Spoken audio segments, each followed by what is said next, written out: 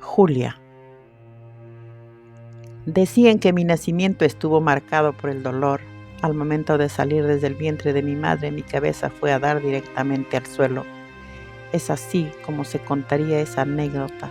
Mi desesperación por ver el mundo hizo que lo primero que conociera fuese el dolor, un dolor que marcaría el resto de mi existencia. Mis padres en esas épocas tenían 2 hijas. Según mi perspectiva, estaban muy enamorados. Mamá se dedicaba a nosotras de la misma manera que se dedicaba a labrar la tierra. Papá, dueño de una fábrica de cubertería de losas finas en la ciudad, gozaba de total libertad. Cada viernes por la noche llegaba a la casita donde vivíamos y los domingos al atardecer partía a toda prisa. Al día siguiente saldría de la fábrica conduciendo un camión cargado de mercadería para repartirlas en las tiendas cercanas. Con el paso del tiempo, la clientela se fue ampliando de la misma manera que su regreso a casa. Dicen que era Navidad cuando nací, esa fiesta que se celebraba en el campo, unas campanadas llamando a una misa chocolatada con medio bizcocho y en escasas ocasiones pequeños juguetes donados por las autoridades del pueblo. Mamá decía que aquel viernes papá llegó a casa cargado de muñecas. Se sorprendió al enterarse de que mamá había dado a luz a otra niña, pero no reclamó el hecho a pesar de desear con ímpetu un hijo varón para que su apellido no se perdiera. Dicen que cuando me vio sus ojos se humedecieron y brillaron de emoción como nunca antes lo habían visto. Me tomó en sus brazos antes de pronunciar mi nombre. Se llamará Julia como mi madre, es idéntica a ella.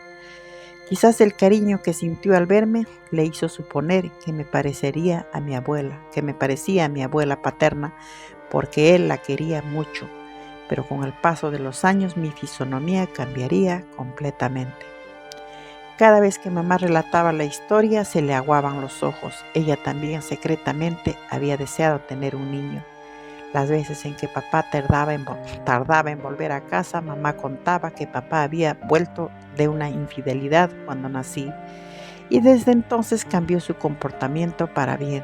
Decía que para compensar la falta de leche en sus senos, compraba leche de fórmula para satisfacer mi hambre, algo que nunca había hecho por mis hermanas. Luego de un tiempo decidieron mudarse a un mejor lugar, donde pudiéramos tener calidad de vida y se ubicaron en el corazón de la ciudad, en una casa de 2 plantas a media hora de la fábrica de losas, donde abrieron una tienda de abarrotes para que mamá trabajara. 2 años después nacería Violeta y con ella fuimos 4 niñas que dibujamos el cuadro familiar: Samantha, Lisa, Julia y Violeta. Una noche mamá contó que estaba embarazada por 5ª vez, pero que papá había perdido las esperanzas de tener un niño y no quería más niñas, y acudieron al médico del pueblo, quien interrumpió el embarazo, y con tristeza descubrieron que era el varón que tanto habían esperado. Si mi hermanito hubiera nacido, nuestros destinos hubiesen tomado otro rumbo, pero dicen que el destino ya está escrito. A pesar de mi corta edad, fui testigo de la ardua labor que mamá realizaba. Desde muy temprano salía al mercado mayorista para volver cargada de sendas cajas de productos de alimentación y continuamente se hallaba cansada. Para aminorarle el trabajo, papá contrató a Teófila, una muchacha que se hacía cargo de nuestro cuidado. Pasaba el tiempo, pasaba la vida, todo marchaba sobre ruedas en nuestro hogar. El negocio que atendía mi madre pronto se convirtió en una tienda mayorista. De la misma manera, la fábrica de losas se extendió. Papá, convertido en un gran empresario, importaba losa fina y se ocupaba de la contabilidad. Prácticamente podría decir que éramos ricos y mis padres eran muy felices. Sin embargo, cada fin de mes relucían sus diferencias. A papá le encantaban las fiestas y bebía en compañía de mi abuela Julia. Mi mamá tenía devoción por el trabajo, era hogareña, la otra cara de la moneda. Cuando papá tardaba en volver a casa, mamá suspiraba de tanto en tanto y repetía con tristeza que estaría bebiendo o habría conocido a otra mujer. Se refería a él como un mujeriego empedernido. Sin embargo, decía que mi nacimiento había sido una oportunidad para resarcirse de los daños ocasionados con su ausencia cuando nos dejaba solas en el campo a pesar de tener dinero. Por ese motivo nos había llevado a la ciudad. Desde entonces tuve un raro presentimiento de que algo extraño iba a suceder conmigo. El tiempo fue pasando. Lisa aprovechaba cualquier ocasión para darme de codazos y manotazos. Papá brincaba como una fiera en mi defensa y castigaba a Lisa por lo que se enfrentaba con mamá. No comprendía por qué mi hermana era tan cruel conmigo si yo la quería mucho. Tenía 4 años cuando mi hermana rompía objetos valiosos para culparme con la intención de que papá me zurrara, pero era a ella a quien castigaba por hacer trampas. Luego de un tiempo cansado de castigarla, me aconsejó que la ignorara, pero era difícil soportar los golpes que me propinaba. Imposible de vivir en ese ambiente de hostilidad. A pesar de ser pequeña, tomé la decisión de marcharme. ¿Pero a dónde iría? Esa era la gran incógnita. Una noche en que no pude dormir, resolví el problema. Samantha era muy querida por mi abuela materna, esa viejita tan cariñosa que labraba la tierra y vendía caldo los jueves en la feria. Creí que como también era su nieta me querría de la misma manera, así que decidí ir a vivir al campo a la casa de la abuela. Durante días insistía que me llevaran y Samantha me llevó al campo para que dejara de molestar. Después de unos días volveríamos a la ciudad, pero cuando llegó el día de volver, no quise regresar.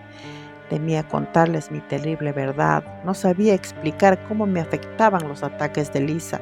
Si decía que era porque me golpeaba, me hubieran tildado de cobarde, y ese adjetivo no lo quería en mi vida. Así que argumenté que la abuelita estaba sola y debía acompañarla, y Samantha volvió sola a la ciudad. Fueron pasando las semanas y una tarde mamá vino a recogerme pronto. Empezaría el año escolar y tenía que estudiar. Me rehusé a volver arguyendo que la soledad no era buena para la abuela, y mamá volvió sola a la ciudad. Durante días la abuela me observaba mientras yo intentaba leer un libro que había encontrado y con un trozo de tallo intentaba dibujar flores en el suelo de tierra. Un domingo en que la abuela solía visitar la tienda de abarrotes, propuse que la acompañara y no quise ir. Sabía que mamá no dejaría que volviera, pero mamá Achita prometió que volveríamos juntas y le creí. Sin embargo, en cuanto me descuidé reuniendo mis muñecas, la abuela escapó. La busqué en la parada de autobuses y no la encontré. Después de mucho llorar por su abandono, enfermé de tristeza. No quería vivir en casa. Era imposible soportar la situación con Lisa, pero lo peor estaba por venir. Una mañana de domingo en que jugaba con Lisa me instó a dar un volantín al filo del entablado del segundo piso. En un principio no quise aceptar porque no sabía hacer correctamente la vuelta, pero mi hermana aseguró que lo hacía muy bien y prometió que si en algún momento me viera en peligro me cogería. No le creí, ya que en anteriores oportunidades me había caído de lo alto de la litera, pero por sus amenazas de no volver a jugar conmigo, acepté e hice mal la vuelta. Y al empezar a caer tuve la sensación de que mi alma se separaba de mi cuerpo. Lo más extraño fue que cuando mi cabeza golpeó el pavimento, continué cayendo a un vacío sin fin, hasta que de pronto 2 inmensos brazos me cogieron con suavidad y me colocaron con sumo cuidado sobre el suelo húmedo y frío. El viento arreciaba, despeinó mi pelo y la bata que vestía del hospital flameaba. Con desmedida curiosidad me giré para ver a mamá y descubrí que unos brazos gigantes con túnica blanca se movían con agilidad en medio de la oscuridad.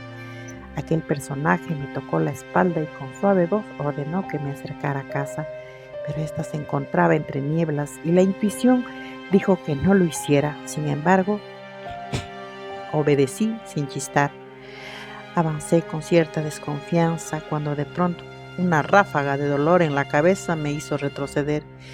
Intenté cogerme de sus inmensos brazos, pero quitó sus manos y volvió a ordenar: «Tienes que volver». Esta vez lo dijo con más autoridad. No quería volver. Sentía que mi cabeza iba a estallar. Un quejido de súplica salió de mi garganta. «No, por favor, no», y las lágrimas empezaron a brotar. Me así lo más que pude de esos inmensos brazos, sollozando. Sin embargo, él se soltó de mis manos y me empujó pronunciando un enérgico «vuelve». Retrocedí para sujetarme de su ropa y había desaparecido. En su búsqueda avancé hacia el fondo de un descampado. La oscuridad penetrante envolvía, las ramas de los árboles gigantes se golpeaban con el viento y un escalofrío recorrió todo mi ser. Presentí que alguien siniestro se ocultaba en la oscuridad. Resignada volví tras mis pasos andados y me adentré hacia la casa. Todo se veía extraño. La niebla subía a la vez que cubría las literas que compartía con mis hermanas y en los laterales colgaban vísceras como adornos. Caminé con cautela, tiritando de frío, con el deseo de no volver a sentir aquella ráfaga de dolor, pero fue un choque impactante que pegué un grito desgarrador. ¡Mamá! Intenté abrir los ojos y no pude. Los tenía hinchados. Con un sobreesfuerzo los abrí apenas y a través de ellos pude ver las paredes y el fluorescente de color blanco. De pronto escuché un quejido del dolor. Giré la vista. Mamá lloraba estrujándose las manos y el sonido de la máquina de contrapulsaciones pitaba. Me encontraba en la cama del hospital. El dolor continuaba. Sentía que mi cabeza iba a estallar y lloraba. El médico ordenó que me indujeran al coma por la gravedad de mi estado. No supe cuánto tiempo estuve inconsciente, pero cuando abrí los ojos, el sol brillaba a través de la ventana y un hombre con guardapolvo blanco se traslucía a contraluz a la vez que me miraba. «Hola, ¿cómo estás?», su voz sonó en un susurro.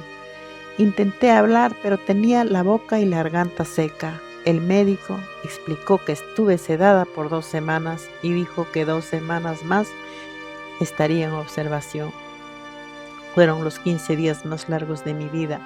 Deseaba volver a casa, extrañaba a mis hermanas, a mis padres, mi casa, mi cama. Cuando por fin llegó el día, mamá vino a recogerme y me alegró que traía una muñeca en el bolso. En la calle, el viento corría con libertad y la gente pasaba deprisa. Después de tantos días de encierro, todo supo diferente. Lisa, al verme entrar a casa, abrió los ojos como platos con gesto de preocupación y miedo. No comprendí el motivo. Hasta ese momento creía que me había caído por no saber dar el volantín. Con el paso de los días los recuerdos afloraron en mi mente.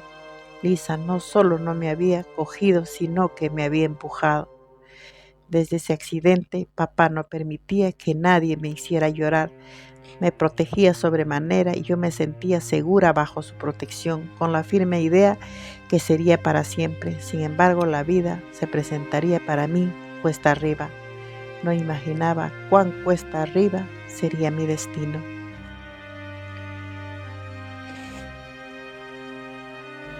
Llegamos a Madrid. A través de la ventana del avión observaba cómo las nubes flotaban en el espacio. Parecían enormes trozos de algodón. Daba la sensación de que si caíamos, amortiguarían el impacto. El cielo azul turquesa se mostraba impoluto a esa altura y el inmenso ala del avión me hacía sentir diminuta. Esa desagradable sensación de tener los oídos tapados me estaba fastidiando. En varias ocasiones intenté destaparlos, me tapé la nariz con los dedos y soplé con la boca cerrada, lo cual aliviaba por un instante para luego volver a lo mismo. La gente dormía, algunos roncaban mientras los niños lloraban con desesperación intentando salir al pasillo. Otros se entretenían viendo películas en las pantallas del respaldo de los asientos. Intenté distraerme de la misma manera, pero en mi mente se dibujaba la imagen de mis hijos. Los veía agitando las manos, sollozando, y una angustia incontrolable se había apoderado de mí. No podía dejar de pensar en cómo habrían vuelto a casa, en un trayecto que parecía corto y largo a la vez debido al tráfico. Durante las 17 horas de viaje de Lima a México y de México a Madrid, el sol nos acompañó incansable, alumbrando nuestro trayecto sin cesar. Mientras reflexionaba sobre la trayectoria del sol y la velocidad del avión, el capitán de la aeronave nos dio la bienvenida a Madrid a través del altavoz y nos abrochamos los cinturones listos para el aterrizaje.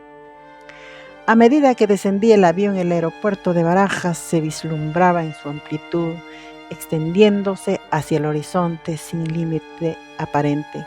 Los aviones aparcados parecían pequeños a la vista desde esa altura. Las figuras humanas parecían pequeños hombrecitos de juguete que trabajaban moviendo maletas. Mientras me disponía a abandonar el avión, me encontraba al final de la fila de pasajeros. Durante mi recorrido, vi las botellas de agua que algunos pasajeros no habían consumido y los llené en mi bolso. Mi instinto de supervivencia estaba activo, consciente de que cualquier recurso podría ser valioso en mi nueva situación. Con el bolso pesado, caminé por el puente móvil detrás de los demás pasajeros, buscando adaptarme a los cambios que se avecinaban y enfrentar lo desconocido. Al llegar a la frontera, pasé por el control de visados en mi pasaporte sin problemas y finalmente entré a España. En ese momento sentí como si estuviera cruzando un umbral que separaba mi pasado de dificultades. Una sensación de alegría me invadió, pero mi felicidad se vio interrumpida por el sonido de un altavoz que anunciaba que las maletas no habían llegado a tiempo desde México y tendría que esperar hasta las 4 de la tarde en el siguiente vuelo para recogerlas. Al salir al pasillo, me sorprendió ver a Violeta acompañada por Alejandro, un conocido del barrio. Era evidente que él estaba allí para ayudarnos con las maletas. Un poco nervioso, Alejandro intentó darme un beso en la mejilla, pero no había suficiente confianza entre nosotros, así que opté por estrechar su mano en un gesto de saludo. Después de tanto tiempo sin vernos, Violeta y yo nos abrazamos con afecto, como si quisiéramos recuperar todo el tiempo perdido. Sin embargo, esa efusión se desvaneció rápidamente al notar la mirada de desaprobación que mi hermana me lanzó de manera casi instantánea, llenando el ambiente con un incómodo silencio. «Te has vestido como gitana», dijo riendo. Había visto telenovelas en Perú donde las gitanas eran retratadas como hermosas e inocentes y me dio cierta alegría, pero sus constantes miradas llenas de burla me hicieron dudar de mis pensamientos iniciales. A pesar de mis esfuerzos por restarle importancia, me sentía ridícula y me surgieron dudas sobre si había hecho algo mal. Completamente nerviosa, busqué un teléfono para llamar a mis hijos en Perú y asegurarme de que estuvieran bien. Debido a la urgente necesidad de obtener noticias de ellos, no me percaté que allá iban a ser las 5 de la madrugada. «Mamita, ¿ya estás en España?», la voz infantil de Samuel atravesó el auricular e hicieron temblar las fibras de mi corazón adolorido. Mi hijo me estaba esperando. Luego me enteré que esa noche los niños habían dormido en el sofá a esperar mi llamada. «Sí, hijito», dije emocionada a punto de llorar. «Mamita, Melissa nos ha llevado al McDonald's, hemos comido unas hamburguesas bien ricas y tomamos refrescos en unos vasos con dibujitos muy bonitos», dijo contento el niño. «Estaban tristes, por eso los llevé para consolarlos, mami», se oyó la voz de Melissa al fondo, disculpándose. Había encargado que controlara los gastos. El dinero que dejé era para la manutención de los niños. «Hijito, los quiero mucho, mucho», dije y contuve el llanto.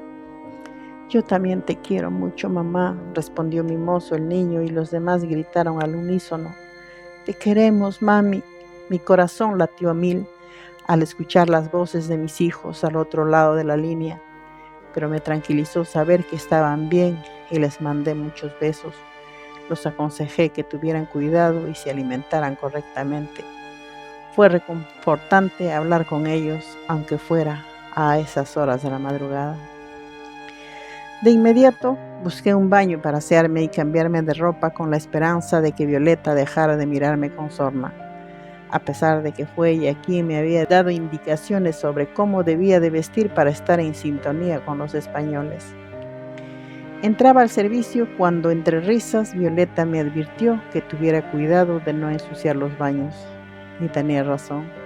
Los baños estaban impecables, lo que me generó cierto temor de mancharlos. Después, Violeta sugirió que fuéramos a comer, aunque en ese momento no sentía hambre. En Perú, a esa hora, aún no habría desayunado, pero tuve en cuenta que mi hermana no había comido. Recorrimos por un largo pasillo que parecía interminable, rodeado de escaleras eléctricas y personas apresuradas. Nos tomó varios minutos bajar hasta el túnel donde se encontraba la estación del metro de Madrid.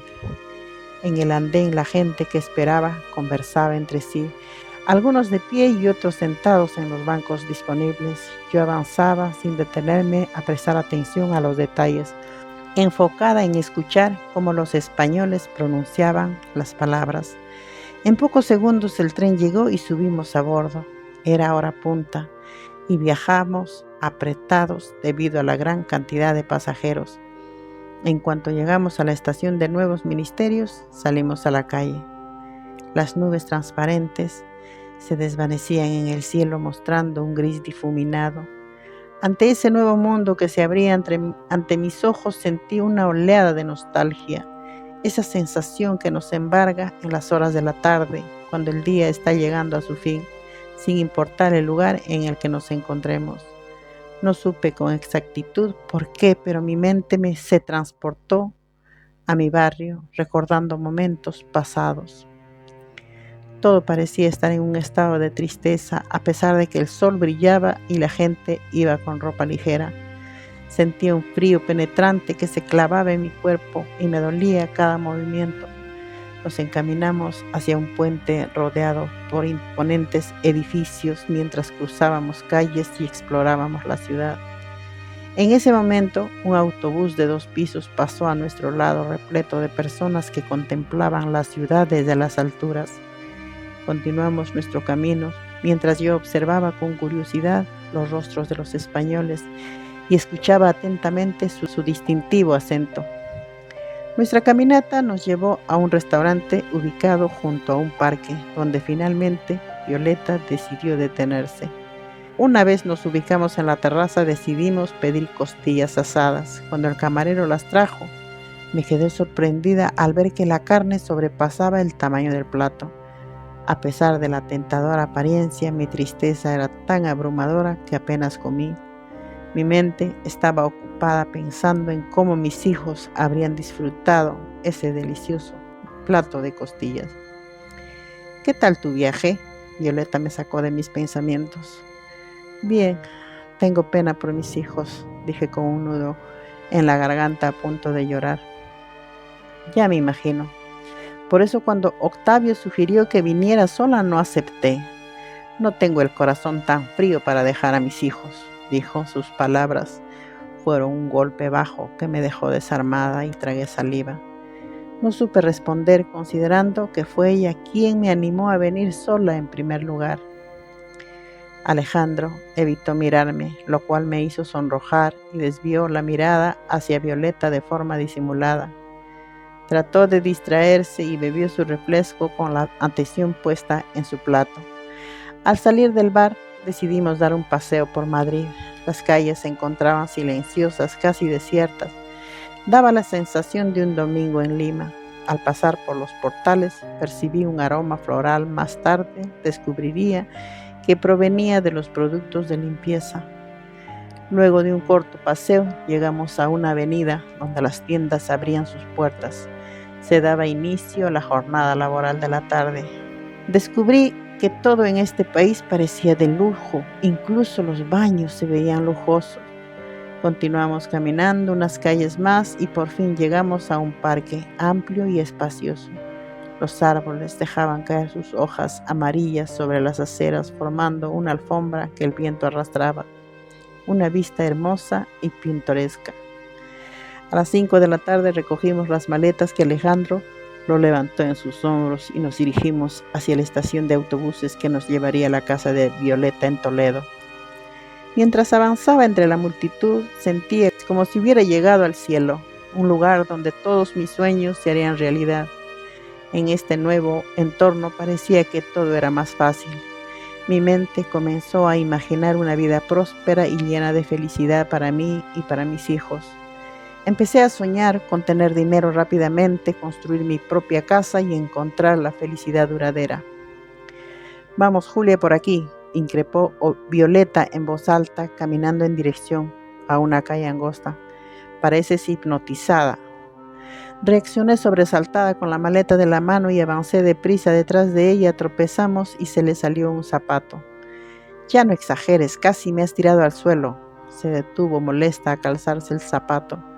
El autobús esperaba en la estación. Alejandro colocó la maleta en la bodega, se despidió y se fue. Observaba anonadada cómo es que la gente dejaba sus equipajes y subía al autobús. Recordé que una vez una señora que viajaba de Lima al centro del Perú descuidó su maleta y le robaron. Violeta, no se vayan a robar la maleta, susurré con preocupación sin quitarle la mirada al equipaje. Aquí no te van a robar nada, comentó Violeta y levantó la barbilla dirigiendo la mirada hacia adelante. Subimos al autobús y nos acomodamos en nuestros asientos. Yo elegí uno cerca de la ventana para poder vigilar las maletas y asegurarme de que nadie intentara robarlas. Sentí alivio cuando el conductor cerró la bodega de equipajes. El autobús se unió con el flujo de tráfico de la avenida y comenzó a avanzar con lentitud. A través de la ventana observé a la gente caminando sin prisa por las aceras y los imponentes árboles alineados a lo largo de la avenida. Luego de unos minutos dejamos atrás la ciudad y nos adentramos a la autovía rodeados de campos desérticos. Pasamos por puentes que se cruzaban con otros y los vehículos circulaban en perfecto orden, como si estuvieran siendo vigilados. Continuamos nuestro viaje por un corto tiempo y finalmente llegamos a una estación donde se encontraban otros autobuses del mismo color. Entonces comprendí que habíamos llegado a nuestro destino. Mi hermana bajó apresurada, ya que tenía que abrir su negocio y nos habíamos retrasado más de lo esperado.